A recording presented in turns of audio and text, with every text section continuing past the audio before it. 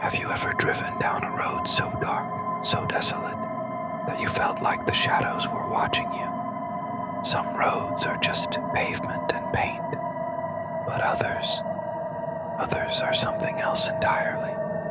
Some roads have secrets.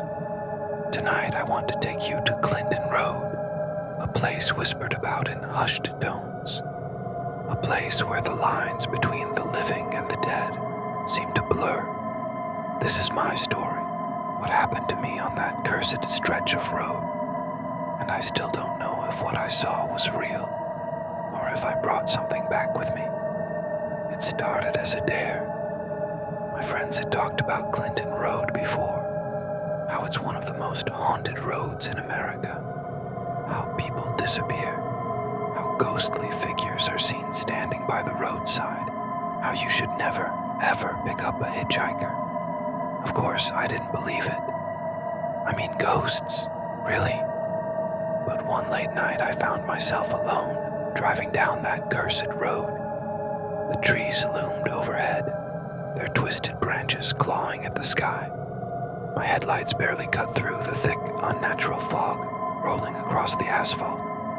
Then I saw her, a woman, standing by the roadside, her face turned away from me. I don't know why I stopped. Maybe it was instinct, maybe it was guilt. She looked lost, alone, and something about her just unsettled me. I rolled down the window. "Do you need help?" I asked. No response. She was wearing a pale dress, soaked at the bottom like she had walked through a river. Her arms hung limply at her sides, her fingers too long, too still, and her hair, it looked wet, strands sticking to her skin. A cold chill ran down my spine. Something wasn't right. Still, against all better judgment, I unlocked the door. She got in. She didn't speak, didn't look at me. I asked where she was heading, but she just sat there, staring straight ahead, her breath fogging up the glass. The air inside the car grew heavy, thick, like the weight of unseen eyes pressing in on me. I kept driving. The road stretched endlessly ahead, the darkness swallowing my headlights. My hands gripped the wheel tighter, my pulse pounding in my ears. Then I glanced at the rearview mirror, and my blood ran cold. She was gone. The passenger seat was empty. The door was still locked. My mind struggled to process what had just happened. I pulled over, heart racing. Had I imagined her? Was I losing my mind? I turned around, scanning the dark, twisted trees for any sign of movement. Nothing. Just the fog, thick and suffocating. And then I saw it. A figure standing in the distance. It was her. But she wasn't by the road anymore. She was standing in the middle of it, directly behind my car. My heart nearly stopped. She shouldn't be there. It was impossible. I slammed the car into gear and sped off, not daring to look back again. My knuckles were white against the wheel, the air in my lungs too thick to breathe. The road twisted and turned, the trees blurring into a suffocating tunnel. And then, just as suddenly as it had begun, it ended. I blinked. The road signs appeared normal again. The sky had lightened. The fog was gone. My GPS, which had been glitching the entire time, was working again. I checked the passenger seat one last time. Empty. But the worst part, on the seat lay a single, wet footprint. I never drove down Clinton Road again. But to this day, I wonder, what would have happened if I had looked back one last time? What if she was still sitting there, staring at me? Some say Clinton Road is cursed, that spirits of the lost wander there, looking for someone or something. What do you think? Was she real? A ghost? Or something far worse? Comment below and let me know your thoughts. And if you ever find yourself alone on Clinton Road, don't stop.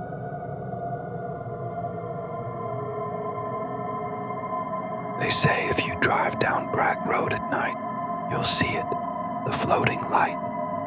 It appears in the distance, hovering like a lantern into the darkness, moving closer, closer, until suddenly it's gone. Some call it a ghost, others say it's a warning, but no one who's seen it has ever been the same. Tonight I'll tell you my own experience with the phantom lights of Bragg Road, a night that still haunts me, one that changed the way I see the world forever. I wasn't looking for trouble that night. I was just looking for a shortcut. It was late, and I was driving through the deep back roads of Texas. You know the kind. Nothing but trees, dirt, and miles of emptiness.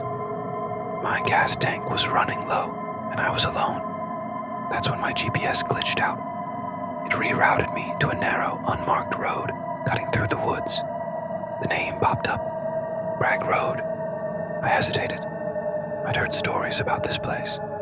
The haunted road, the ghost lights, the railroad worker who never left.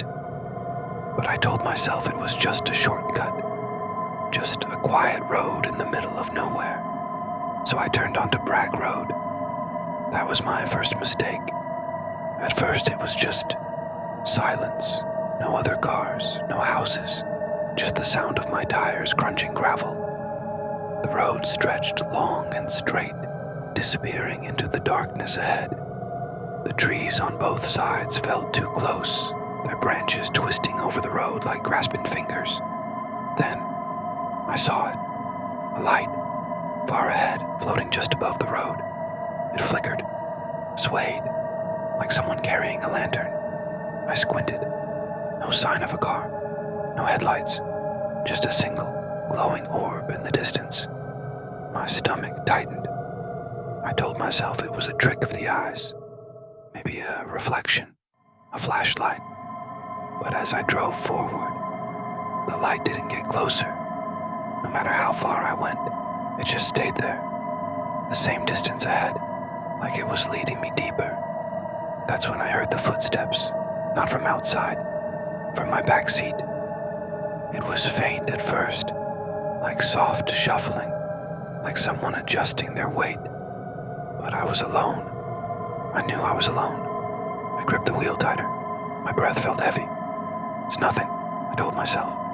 But then, a whisper, low, indistinct, coming from the mirror. I glanced up. For a split second, just a blink. I saw a figure in my back seat. A man. No face.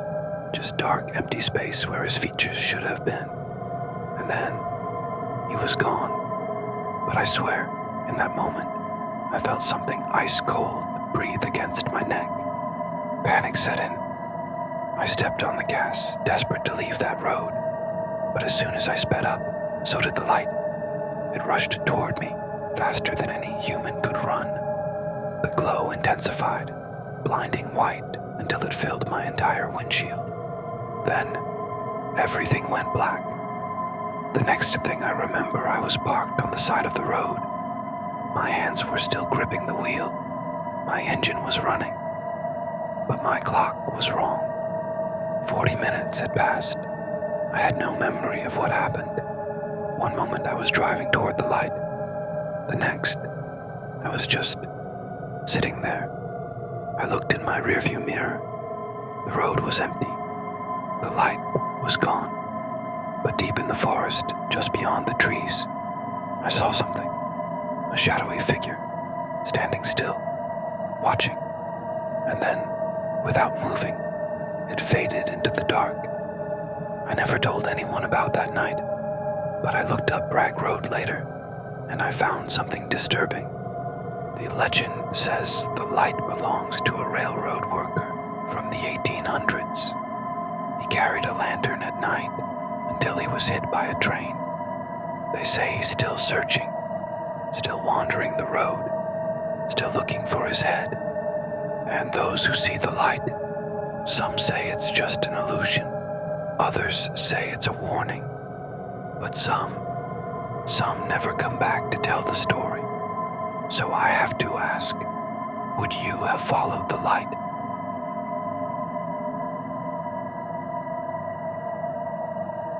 cursed man of Mammoth Cave from Kentucky. A chilling first-hand encounter with the supernatural that still haunts me today. There are places in this world that hold secrets, places where time doesn't move the same way, where the dead never really rest. Mammoth Cave is one of those places. Hundreds have gone in, but not all have come out. I know, because I was there, and I saw something I was never meant to see. We shouldn't have gone. It was a stupid dare, just a reckless, thrill-seeking adventure. Mark, Lisa, and I were spending the weekend near Mammoth Cave, the longest cave system in the world. Mark was obsessed with the legends. He had read about a secret tunnel, an entrance not marked on any official map.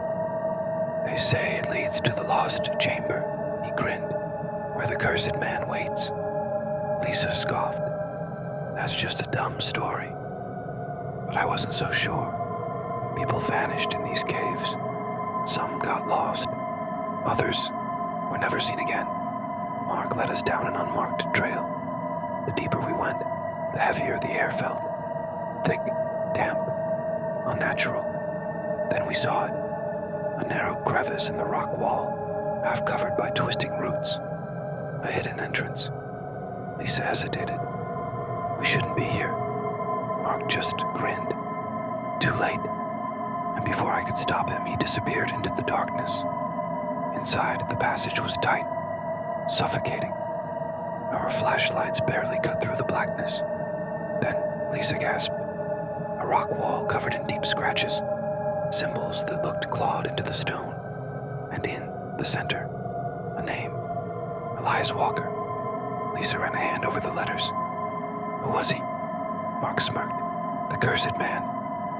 The legend said Elias Walker was a guide in the 1800s, until one day he never came out. They found him weeks later, alive, but not human anymore.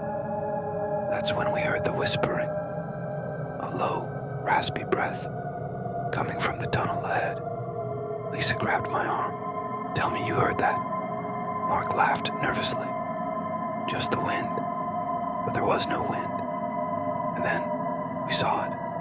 A flickering light in the distance, like an old lantern. Mark took off toward it. Lisa and I had no choice. We followed. The tunnel opened into a vast chamber. And it was wrong. Bones. Everywhere. Not just animal bones. Human ones. Skulls stacked against the walls. A ribcage half buried in the dirt. And in the center, a wooden chair. Lisa whispered, "We need to leave. Now." Then, the lantern light went out. Total blackness. A deep, unnatural cold. Then, the breathing. Slow. Raspy. Right behind us. I turned my flashlight on. And he was there. A man. Or at least, he had been a man once. His skin was gray and cracked. His empty eyes stared right through me. And his mouth, it was moving, whispering something. The whispering wasn't coming from his mouth. It was coming from everywhere. Lisa screamed. Mark backed away, but his foot slipped. He fell backward into the darkness. Gone. Just like that. Lisa and I ran, but the cave was shifting. Passages we had just come through were gone. New tunnels appeared, stretching into infinite darkness. And the whispers followed us. The whispers became words. Stay. Take my place. My vision blurred. My breath turned to frost. Lisa grabbed me. Don't listen. Run. Somehow we made it back outside. But Mark never did. They searched for weeks. No trace of him. Just like Elias Walker. That night, I dreamed of Mark. He was in the cave, sitting in that rotting wooden chair, staring, whispering. I woke up gasping for air. Lisa called me. You had the dream too, didn't you? Days passed, then weeks. Lisa stopped leaving her house. She said she could still hear the whispering. I thought she was losing it, until I heard it too. At night, from my closet.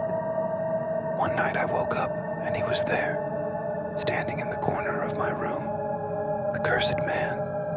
His lifeless eyes stared at me, and his lips moved silently. I couldn't breathe, couldn't move. Lisa called me the next morning.